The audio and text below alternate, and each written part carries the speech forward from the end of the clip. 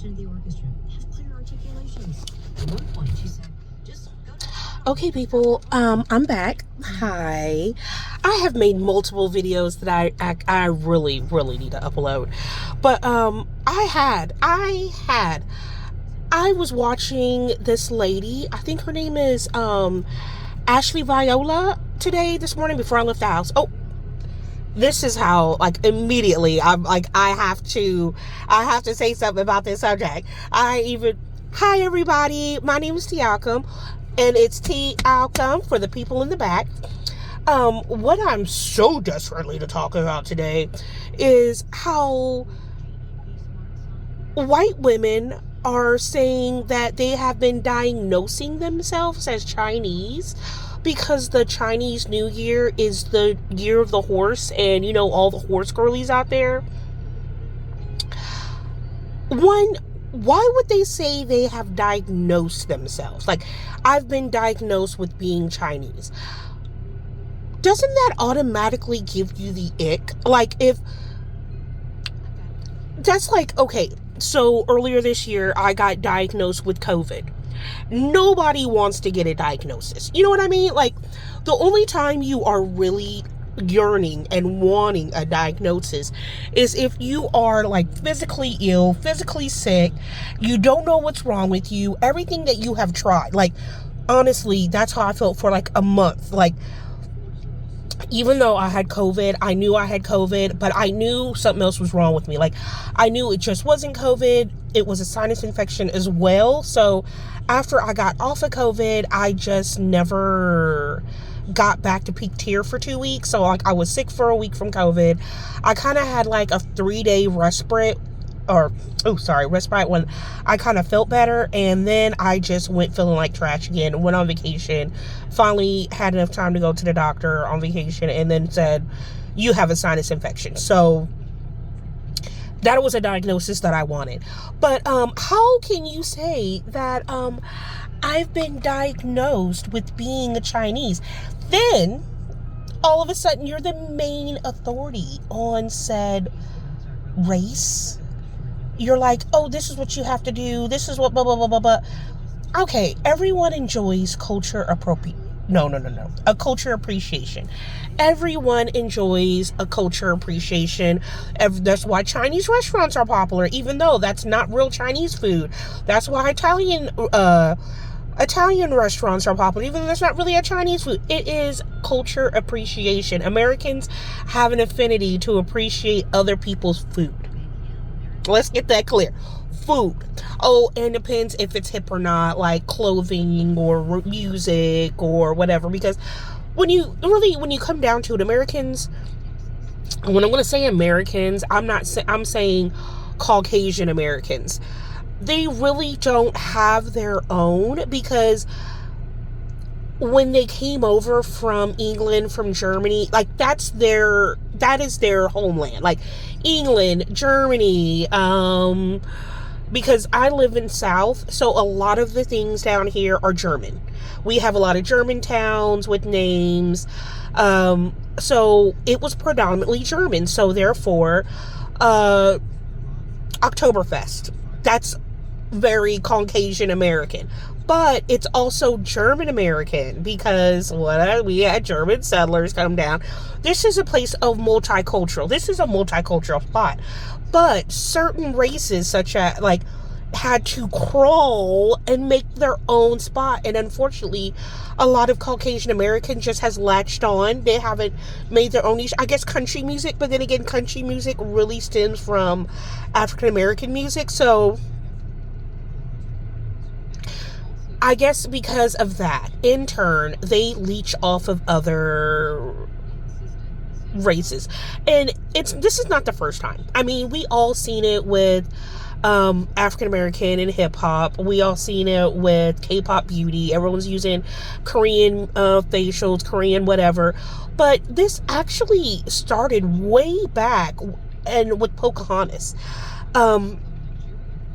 Everybody back in I can't even be historically right with the dates, but in history, everybody was crazy about Pocahontas. Everybody wanted to be Native American. Everybody wanted to be related to Pocahontas. I mean, they even wrote it into their bloodlines, into some of their family. Like, they used to have family not charters, but like, like family trees. They would all have some kind of, like, the rich and the elite, mind you, the rich and the elite would always have some kind of reference back to, like, Pocahontas, because of her royalty, because of her mystique, because of her fame. Everybody wanted to have some of that Pocahontas, until the one drop rule came in. And when the one drop rule came in was around when slavery, when they said if you were one drop black, you were completely black, and you were no longer Caucasian. So when that took in place, a lot of rich elite Caucasians said, hey, rich elite Americans said, hey, we're going to have to change this, because if we say that we're Pocahontas, we're no longer white, we're Native Americans, and those people live on reservations, and we're just kicking them all around down south on this Trail of Tears here, so we're going to have to change that. So I just find it crazy how a group, just like Black Lives Matter, you remember when the Summer of Unrest, when they were out there protesting, and these white Caucasian Americans came out, and and I'm going to start saying Caucasian Americans, because if they say Black Americans, why can't they be Caucasian Americans? That's what we're doing. So these white Caucasian Americans came out and was spray painting and said, oh, we're doing this for y'all. We're damaging property for you. It's like, how do you know? Why are you thinking that this is what they want? I'm sorry, I got a real JC mouth. Like, how are they thinking, like, oh, vandalizing property? Yeah, because, we're going to do it for the Black lives that matter. No, we're not. No. Just like I got diagnosed with being Chinese. Where were you when COVID was out? Like, how do you get diagnosed with Chinese today, but you weren't diagnosed Chinese 4 years ago? Or what happened when, you remember I grew up in like the 80s, 90s, where if you were Asian, you already knew math. Like, everybody automatically assumed, because the stereotype was so thick, that you knew math. Like, I grew up wearing glasses in the 80s and 90s, which meant a lot of people in my class automatically thought I was smart. I'm dyslexic. How, like, people be like, oh, you have glasses, you must know what's going on. Like, stereotypes were ingrained so much by TV, by influence, by movies, by music, that, I mean, it was Google, and even though it was based on no fact at all, people automatically thought that, like, what? Like, and I'm not saying we're any smarter than we were back then. We are definitely not smarter than we were in the 80s. If anything, I think that we're rolling back. Like, someone took that parking brake off, and we are just slowly rolling back down that hill of peak performance. Because, man, if you cannot be diagnosed Chinese, do a 23andMe. If you have Chinese heritage, embrace it. Like, I did 23andMe. I have so many ethnicities in me, I guess I can say. I don't even know if that's I am not just black. You know what I mean? Like, I can embrace a lot of other